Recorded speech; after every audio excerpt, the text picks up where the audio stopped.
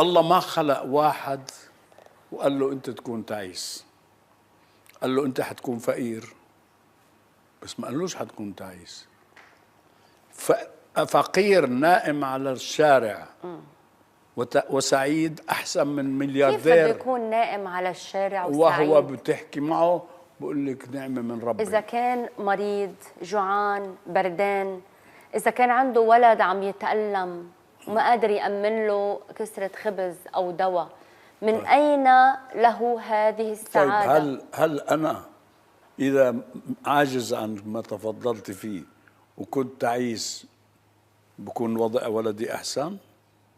بالعكس، أنا عندما ما في حدا بينجح في أي شيء وهو محبط وفاشل. السعادة حق تنتصر على الألم، وتستطيعي أن تعالجي مشاكلك بقدرة أقوى